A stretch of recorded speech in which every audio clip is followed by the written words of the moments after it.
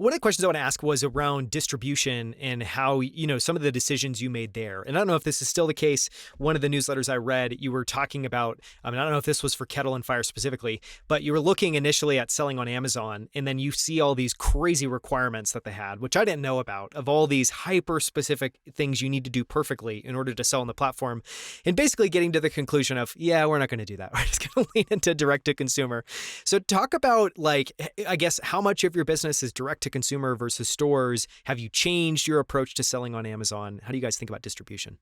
Yeah. So when we started, we were 100% direct to consumer. So you could only buy from kettleandfire.com or then bonebrothsco.com. And so when we started, that was all of our business. As we moved on, in our second year in business, we got into 50 Whole Foods. We were still ignoring Amazon at this point, but we got into 50 Whole Foods. So 90% of our business was direct to consumer. Our third year, we got into all the Whole Foods. And so it was okay, we're now 70% online.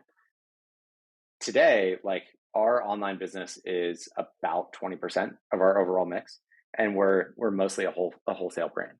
And I think that with the concentration, we have a focus on Amazon too.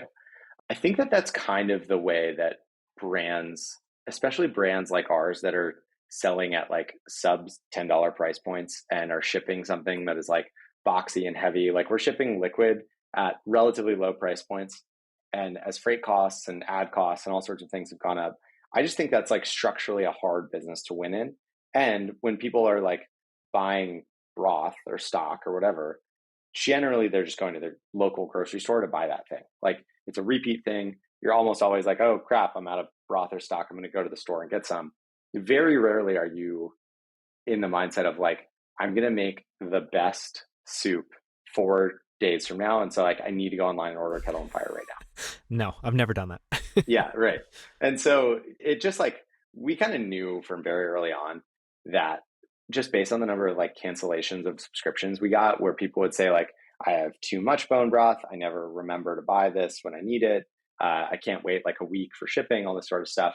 We're okay, this is going to move much better when we can get into retail. And our early retail numbers, once we got into Whole Foods, were exceptionally strong. And so that was also a really good indicator that retail is where the future of the company lay and where we should be investing most of our resources. And so we've basically been prioritizing retail, for better for worse, but I think it's better. That makes sense. Yeah, since very early, I don't know, 2016, 2017.